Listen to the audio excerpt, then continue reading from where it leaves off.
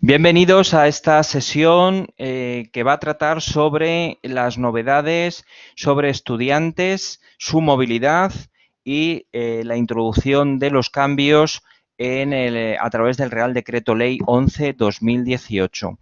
He querido especialmente en esta sesión, en este tema, esta unidad 10, tratar el tema pues porque, lógicamente, aunque en el manual tenéis ya las líneas maestras de la directiva y por dónde iba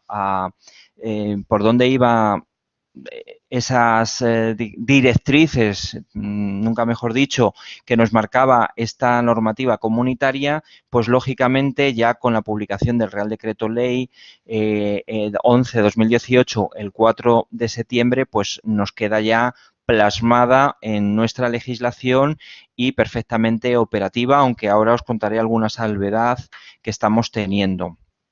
Como os digo, esta directiva, que es del año 2016 y que tenemos que haber transpuesto en mayo de este año 2018, pues se ha visto plasmada en este Real Decreto, modificando la Ley 14/2013, que conocemos como Ley de Movilidad, y el Real Decreto 557/2011, que es nuestro reglamento de extranjería, como tenéis en la diapositiva.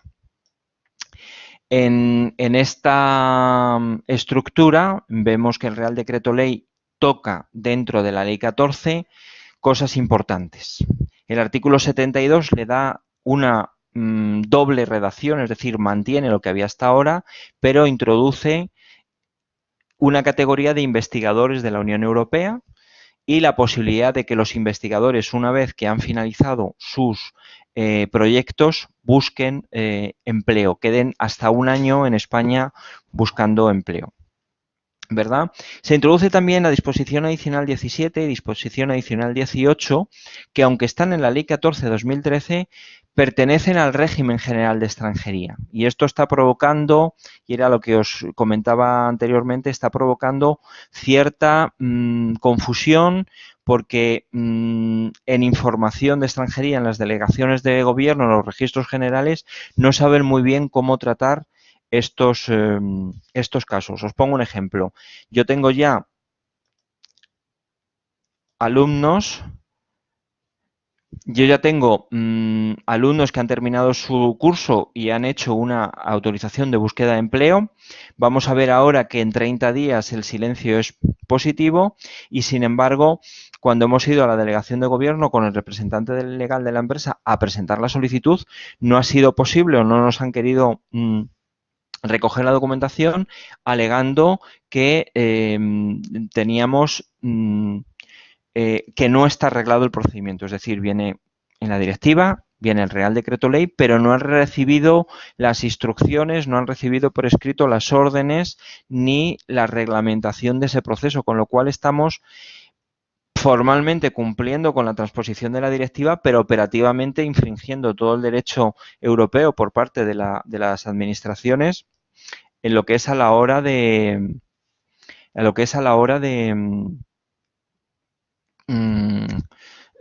recoger los expedientes, ¿de acuerdo? La disposición adicional 18 también habla de autorización para prácticas, que la veremos, y vamos a hablar en lo que es estas prácticas. La disposición adicional 18 regula dos cosas, que es las prácticas para estudiantes y el contrato en prácticas, que sería una relación laboral. Todo ello, como os digo, dentro de lo que es el marco de la normativa de extranjería, aunque el Ejecutivo nos gastó una broma y lo ha plasmado en estas disposiciones adicionales de la Ley 14, ¿de acuerdo? O sea que está ubicado normativamente en un sitio, pero lo que es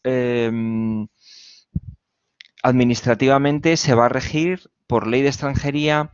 La competencia va a tener la delegación de gobierno y los modelos que ya hay publicados son propios de la ley de extranjería, empezando por los modelos EX, por ejemplo, el EX04, el EX03, ¿de acuerdo? Y del Real Decreto, ¿qué toca? ¿Qué transforma? Pues el 37.3, el 38.1, el 39.44 del reglamento. Son los nuevos artículos y vamos entonces a hacer un repaso de cómo queda el tema de los estudiantes. ¿De acuerdo? Bueno, aquí lo tenéis también ordenado por digamos, la categoría administrativa, la directiva, el Real Decreto, la prelación de la norma, quería decir, la directiva, el Real Decreto Ley.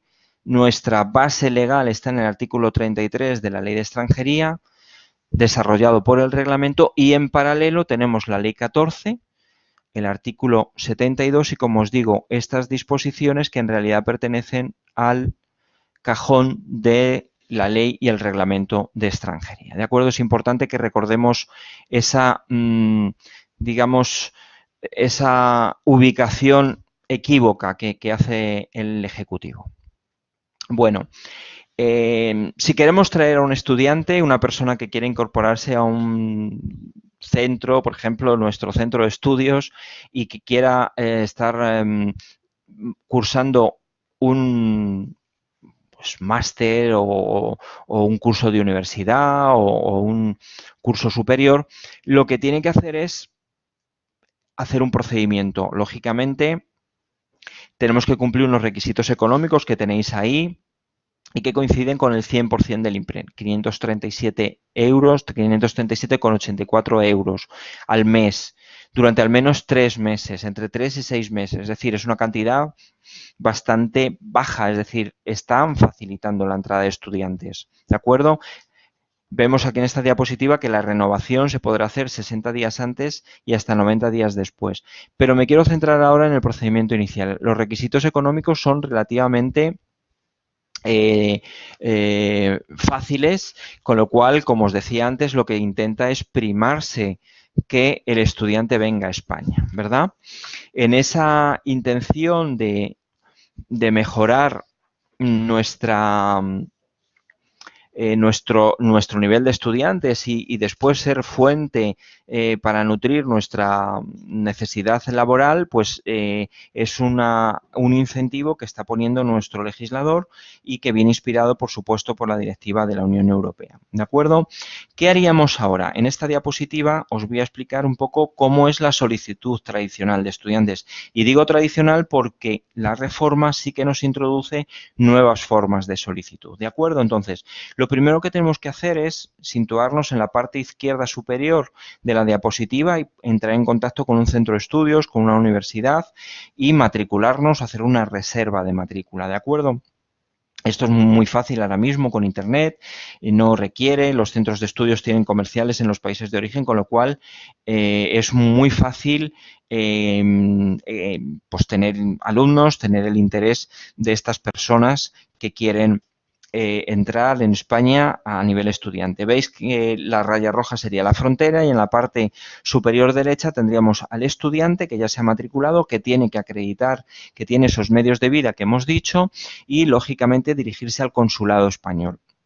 El consulado español va a coger su solicitud, va a coger su pasaporte, sus antecedentes penales, certificado médico y va a estudiar, que no tiene ningún rechazo en España ni en ningún país de Europa, y otorgará, en su caso, un visado de estudios. Os pongo aquí un plazo de 7 días, ¿verdad?, que viene en el reglamento y que se mantiene con la reforma, y es un plazo récord, es decir, si en 7 días el consulado no nos ha contestado, el silencio es positivo. O sea que si unimos la baja cuantía que nos exigen unido al plazo corto y en los efectos de ese plazo, pues vemos que, como os decía antes, se pretende potenciar e incentivar a que la gente venga a estudiar a España, ¿de acuerdo? El visado es esa pegatina que nos pone en el consulado y que nos dirá que efectivamente nos permite presentarnos en la frontera, como ponemos aquí, e intentar la entrada, ¿verdad?, que será superada sin problema, pues siempre y cuando no tengamos ningún reclamo internacional, ningún tema pendiente en el control que te hacen en la frontera. ¿De acuerdo? Una vez que esté en España, pues el proceso a terminar, lógicamente, va a ser sacarse una tarjeta de identificación de extranjero que contendrá un NIE, siempre y cuando los estudios sean superiores a 6 meses. ¿De acuerdo? Si venimos a un curso de verano, un curso corto, un curso de 3 meses, el propio visado nos va a documentar y no haría falta sacarse la tarjeta. Advirtiéndoos que es conveniente, digamos, si hacemos una estrategia para atraer al estudiante y sabiendo que la experiencia nos dice que lógicamente, los estudiantes, una vez que entran en contacto, pues les gusta el país, les gusta España y quieren quedarse, que pueda renovarlo. Lo digo porque no hay costumbre de que los visados o los estudios de menos de 6 meses puedan ser renovados. Con lo cual, mi consejo es siempre que tengáis un proceso de estos, es matricularle en un curso largo, si es posible y cuadra, porque eso nos permitirá después ir enganchando renovaciones, ¿verdad? Y acogerse a otras oportunidades que tiene. ¿De acuerdo? Bueno, creo que ha quedado claro. Luego, si tenéis alguna pregunta, pues me hacéis al final, o si veis que queda alguna cosa, pues sentiros libres de activar el micrófono y preguntarme, e interrumpirme, no hay problema. ¿De acuerdo? Este, digamos, es el procedimiento tradicional. A continuación, os pongo las nuevas formas de solicitud. Y aquí, aquí tengo, digamos, una introducción porque nos permite el nuevo reglamento decir desde España, que veis, si os fijáis en la diapositiva anterior, yo os ponía el centro de estudios en España y el estudiante fuera de España. Aquí el propio extranjero personalmente y desde España o mediante una representación, pues un abogado o alguien que tenga firma electrónica y por medios telemáticos, porque hasta ahora el procedimiento clásico también era con comparecencia en el consulado español, podemos presentarlo ante la delegación o subdelegación de gobierno, que tendrá que resolverlo en un mes. ¿De acuerdo? ¿Qué ocurre? Pues os hago una pregunta que prácticamente en la pregunta va la respuesta. ¿Puedo yo venir como turista, imaginaos, de los países de Latinoamérica que tenemos exención de visado? ¿Puedo venir yo como turista siendo venezolano, siendo colombiano, siendo estadounidense y a la segunda semana de estar en España decidir que me quiero matricular en un centro de estudios y quedarme y hacerlo el de España? Sí. Nos deja hacerlo el reglamento siempre y cuando lo hagamos un mes antes de que expire nuestra situación. Por regla general, los turistas tienen 90 días en periodos de 180, es decir, que si yo lo hago en mis primeros 60 días, lo hago antes de ese mes que me dice y que expira mi situación regular en España, podría solicitar mi curso desde el propio país. ¿De acuerdo? También las instituciones, por ejemplo, este centro, esta casa, puede gestionar vuestros visados. Vamos a ver que esto se regula más concretamente en 2 puntos del nuevo artículo 39, el 39.7 y el 39.8, que lo vamos a tener en las siguientes diapositivas. A ver. ¿Veis? El 39.7. Entonces, el estudiante desde España en situación regular y con un mes de antelación a que expire esa situación puede electrónicamente presentarlo con el formulario adecuado, cumpliendo los requisitos que ya hemos hablado antes, esa solicitud ante la delegación de gobierno y que tiene que contestar en un mes. Si el estudiante estuviera fuera de España, lógicamente tendría que pedir el consulado. Es decir, imaginaos que esto se hace a través de una persona con firma electrónica, con un profesional, con un abogado, con un asesor. Si el extranjero está en su país, lógicamente tendría que pedir un visado. Pero la ventaja de esto es que se puede hacer en 2 fases desde España. Y la otra novedad procedimental es que las instituciones de enseñanza superior que estén acreditadas como tal pueden también tramitar de forma colectiva los visados de sus alumnos desde España electrónicamente y con un plazo de resolución de un mes. Si además el centro tiene, digamos, puesto en marcha un código de buenas prácticas, lógicamente premia la administración, el plazo será de 15 días, con lo cual pues es un tema a tener en cuenta también y es una ventaja competitiva de los centros de estudios que, digamos, suscriban ese código de buenas prácticas. ¿De acuerdo? Estas serían las 2 nuevas formas que conviven con la tradicional en la forma de traer los estudiantes a España. ¿De acuerdo? Bueno, la nueva directiva, tomando en cuenta esta posibilidad y centrándonos en estudios, ¿verdad? Porque investigadores ya lo hemos visto en la parte de trabajadores cualificados. La duración de los cursos nos deja que sea de 1 o 2 años y esto es otra novedad, ¿verdad? Hasta ahora las tarjetas de estudiante eran de 1 año, pero ahora se permite que sean de 2 años. Imaginaos que nos ponemos a estudiar una carrera, pues hasta ahora está siendo bastante, digamos, antipático, molesto, sacar las tarjetas de 1 año, sobre todo aquí en Madrid, y ahora me comentaréis si estáis trabajando desde otras provincias, pues está tardando bastante, está tardando como 3, 4 meses, de tal manera que muchas veces las tarjetas casi cuando ya estás poniendo huellas prácticamente tienes que empezar otro nuevo proceso de renovación.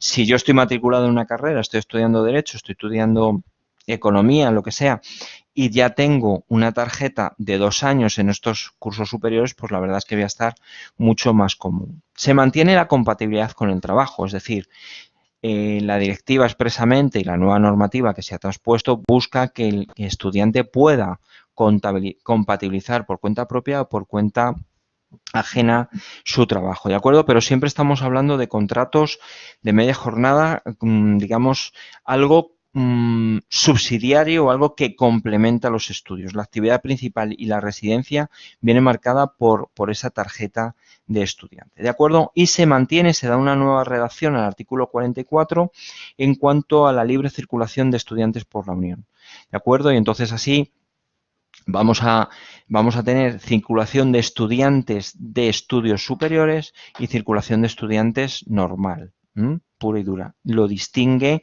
la directiva y se recoge así en el nuevo artículo 44 que veremos más adelante. ¿De acuerdo? Y en cuanto a oportunidades, que sería la siguiente diapositiva, os he puesto, digamos, una doble clasificación. ¿Qué es lo que teníamos hasta ahora y qué es lo que tenemos nuevo? Entonces, cuando un estudiante termina, y quizá voy a pasar a la... Aquí lo tenéis, digamos, descrito gráficamente en esta diapositiva y de la otra manera lo tenéis recogido pues en letra. Yo creo que se ve mejor aquí gráficamente, es decir, el estudiante, el que se está formando, el investigador, el que está en intercambio, el que está en situación de voluntariado, que me permitís que vaya a resumirlo como estudiante, pero incluye estas 5 categorías que tenéis aquí, tiene diferentes oportunidades en España. Entonces, yo puedo estar haciendo unas prácticas, ¿verdad? Y en esta primera parte, es decir, soy estudiante, estoy investigando, estoy en un intercambio, ¿verdad? Estaría en esta posición. ¿Qué posibilidades tengo de hacer prácticas? Bueno, pues las nuevas oportunidades que nos marca el reglamento son prácticas normales en empresa, como formando parte de nuestro centro de estudios que vendrían recogidos en el artículo 37.1.d. Quiero decir, estoy teniendo una formación teórica en un centro de estudios, en un aula, y voy a hacer 100 horas, 200 horas en una empresa. Eso, lo que conocemos tradicionalmente como becario, que son prácticas curriculares, es decir, que forman parte de nuestro plan de estudios, se regula en el artículo 37.1d del reglamento, ¿de acuerdo? Pero ahora la disposición adicional 18 de la Ley de Movilidad nos habla de prácticas de titulados y las limita en el tiempo, 6 meses más 6 meses. Esto es una nueva regulación que vais a encontrar en la disposición adicional 18, ¿de acuerdo? Y esta compatibilidad de los estudios y del trabajo que os hablaba anteriormente la tenéis recogida en el artículo 42.e. Y aquí el estatus, en esta primera parte superior del cuadro, lo que tenéis es un estatus de estudiante y nuestro permiso principal es el de estudiante. ¿Qué ocurre?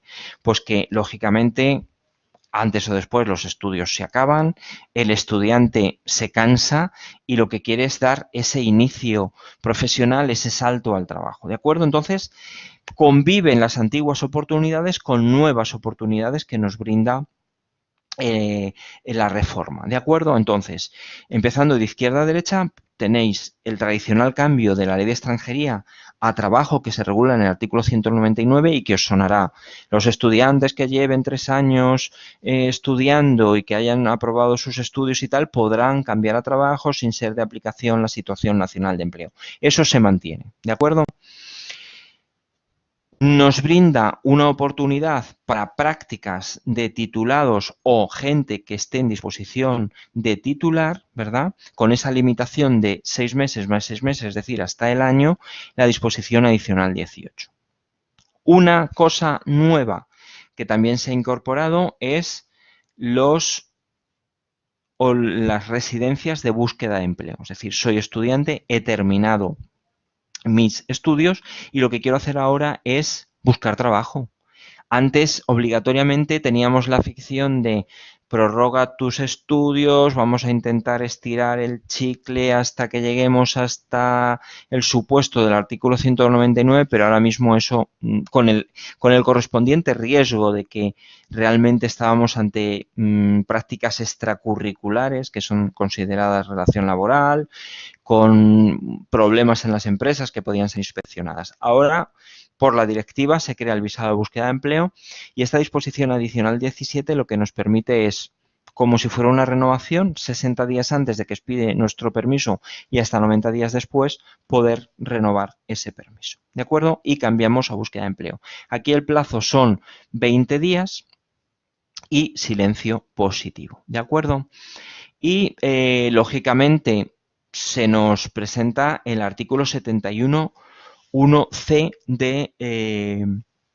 de la Ley de Movilidad, de la Ley 14/2013. ¿De acuerdo? Ha estado funcionando muy bien, aunque es cierto que la Unidad de Grandes Empresas, de agosto a esta parte, ese tipo de permisos los está, digamos, poniendo muchas exigencias y está habiendo denegaciones más altas y con un grado de exigencia que prácticamente están cerrando esa vía. Pero tenemos las otras 3 que os he comentado que son bastante útiles y que nos permiten insertarnos en el mercado de trabajo. Ni que decir tiene que si yo tengo este visado o esta autorización de búsqueda de empleo, podría ponerme por mi cuenta o por cuenta de una empresa que me contrate y si lógicamente puedo ir por la ley de movilidad porque soy un trabajador altamente cualificado, porque tengo mi título y porque voy a tener personas a mi cargo y un salario por encima de los 40.000 euros, lógicamente podré aplicar o saltar de este visado de búsqueda de empleo al de ley de movilidad, ¿de acuerdo? Al de trabajadores cualificados. Bueno, espero vuestras preguntas ahora si tenéis y ahora simplemente, bueno, en esta siguiente diapositiva, y esto me remito íntegramente al manual porque tenéis está perfectamente actualizado lo que es el régimen especial de determinados licenciados en estas especialidades, medicina, farmacia, psicología, ciencias químicas y ciencias biológicas, pero sobre todo el tema de la medicina, pues lógicamente el licenciado en medicina que esté estudiando su especialidad, que esté estudiando su MIR, puede trabajar con una mera comunicación, ¿de acuerdo? Este es un privilegio, lógicamente unido a la necesidad que tienen los países de la Unión Europea de contar con este tipo de profesionales que les permite prestar servicios sin mayor procedimiento, ¿de acuerdo?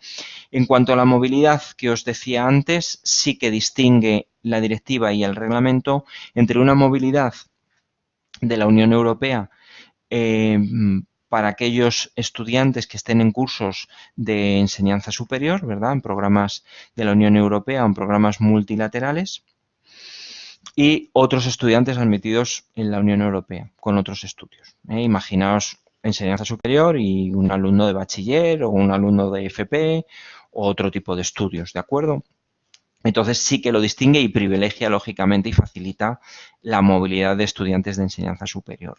En esta otra diapositiva os pongo, digamos, la movilidad de los estudiantes de enseñanza superior que se regula en el artículo 1 y 2 del reglamento, la nueva redacción, ¿de acuerdo?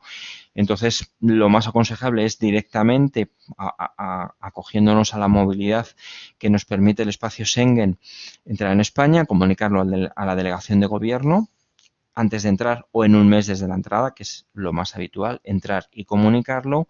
Y si ellos en 30 días, digamos, tienen la posibilidad de poner alguna objeción, que no suele ser habitual tampoco, para que por si no cumpliera los requisitos o vieran que hay algo incorrecto, ¿de acuerdo? Una vez concedido, podría estar hasta 360 días con nosotros, ¿de acuerdo? En caso que hubiera objeciones, tendría que reentrar, el país del que procede tendría que readmitir su, sí, permitir su reentrada, quiero decir. Bueno.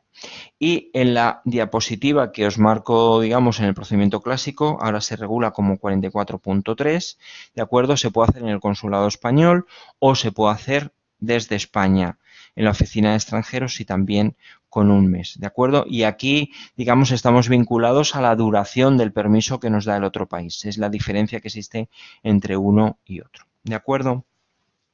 Por último, en las últimas dos diapositivas, pues os hago una ficha resumen que ya habéis manejado en el curso, ¿verdad? Con lo que recoge la disposición adicional 17, que es esta residencia de búsqueda de empleo, o para emprender un proyecto profesional, que ya os decía que permite tanto ponerse por cuenta propia como por cuenta ajena, ¿de acuerdo? Y lo que os digo, requisitos: acreditar el grado, nos da hasta 12 meses para buscar el empleo o poner nuestro propio proyecto y se puede pedir 60 días antes y hasta 90 días después.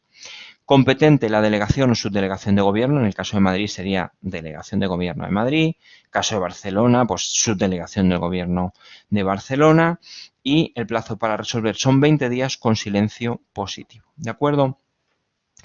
No hay instrucciones todavía para poner o que nos emitan una tarjeta con estos silencios positivos, pero bueno, pues la habrá en breve y podrá ser. La experiencia que yo tengo hasta ahora con la disposición adicional 17, lógicamente, es que la persona que hace esta solicitud, que hace esta aplicación, es porque prácticamente tiene asegurado que ya que le van a contratar. O sea que el plazo del año no hace falta agotarlo. Es decir, que en el momento que tuviéramos este tipo de autorización sería plan de solicitarlo. Con la salvedad que os he contado al principio, que ahora mismo todavía el procedimiento no está desarrollado, no está arreglado y podéis tener dificultades en la presentación. ¿De acuerdo?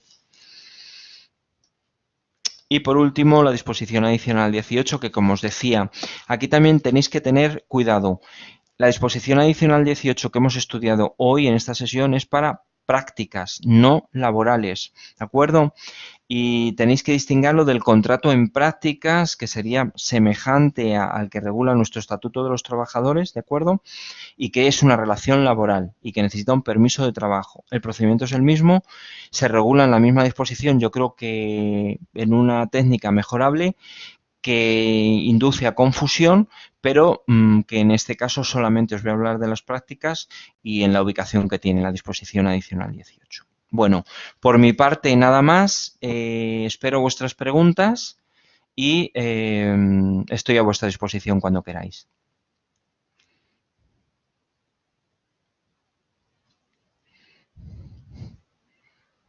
¿Tenéis alguna pregunta? Cristóbal, Diego, Elisa, Ignacio, Manuela. Podéis también utilizar el chat que tenéis abajo por si queréis. Una pregunta, Luis. Sí, Manuela. Me ha quedado muy claro. Entonces, cuando un estudiante extranjero viene a España solo a estudiar, pero después quiere buscar trabajo o tiene una oferta de trabajo, ¿hace falta también el visado? ¿Visado? ¿Hace falta visado de trabajo? No, bueno, aunque a lo mejor yo he dicho en algún momento visado de búsqueda de empleo, en la directiva sí ve la de visado de búsqueda de empleo, pero bueno, por una nomenclatura, digamos, más anglosajona, Sí. en realidad aquí lo que se está haciendo es una residencia de búsqueda de empleo, ¿vale? Pero esto está reservado para titulados superiores, Sí. ¿de acuerdo? O sea, tengo que haber terminado mi formación. Termino mi titulación y puedo buscar empleo. Soy titulado y estoy haciendo un máster, lógicamente también podrías hacerlo, porque eres un titulado, eres de educación superior, lo puedo acreditar y puedo ponerme en esta búsqueda de empleo. No sé si he contestado tu pregunta. Perfectamente, muchas gracias, sí. Vale. ¿Tenéis alguna pregunta más?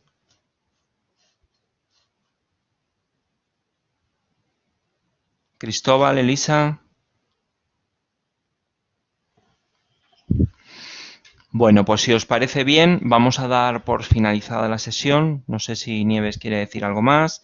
Y bueno, pues que tendréis esto que hemos grabado a vuestra disposición y lo podréis visitar de nuevo y vuestros compañeros que no han podido asistir pues lo podrán ver, digamos, en diferido. Muchas gracias, Luis.